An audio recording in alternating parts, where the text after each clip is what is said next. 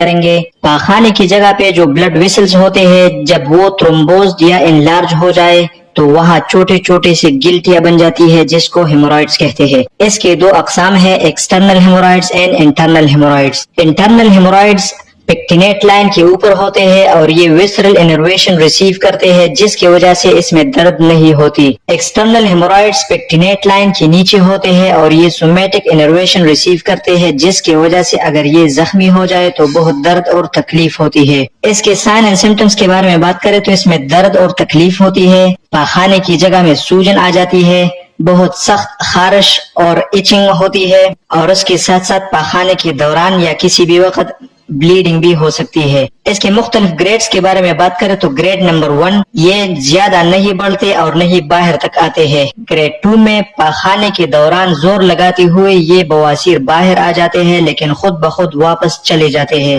Grade 3 میں پاخانے کے دوران زور لگاتے ہوئے یہ بواسیر باہر آتے ہیں لیکن اس کو پھر انگلی کے ذریعے واپس اندر دھکیل دیا جاتا ہے۔ گریڈ 4 میں یہ پاخانے کی جگہ پہ باہر ہی ہوتے ہیں اور اندر نہیں جاتے۔ اس کے ٹریٹمنٹ کے بارے میں بات کریں تو گریڈ 1 میں کنزرویٹو ٹریٹمنٹ ہوتا ہے، کوئی پین کلر نہیں دی جاتی ہے اور اس کے ساتھ ساتھ اسپائسی فوڈ سے منع کیا جاتا ہے اور فیٹی فوڈ سے منع کیا جاتا ہے۔ گریڈ 2 اور گریڈ 3 کے بارے میں بات کریں تو اس میں initially through non surgical procedure اس کی ٹریٹمنٹ ہو جاتی ہے جیسے سکلیروتھراپی ہو گیا یا بینڈ لائگیشن ہو گیا۔ گریڈ 4 میں سرجیکل انٹرونشن کی جاتی ہے جس کو ہیمورائڈیکٹومی کہتے ہیں، جس میں سرجیکل پروسیجر سے ہیمورائڈز کو ریموو کیا جاتا ہے۔ اس کے سپورٹو مینجمنٹ کے بارے میں بات کریں تو اس میں سٹول سافٹنرز دی جاتی ہے جیسے لیگزوگران ٹیبلٹ ہو گیا، بیساکوٹائل ٹیبلٹ ہو گیا یا ڈوپائلک سیرپ ہو گیا۔ اس کے ساتھ درد اور انفلیمیشن کو کم کرنے کے لیے اسٹیرائڈز اینڈ لوکل اینستھیٹکس دی جاتی ہے جیسے لیگنوکین 5% جیل ہو گیا۔ اس کے ساتھ ساتھ ہائی فائبر فوڈ ایڈوائز کی جاتی ہے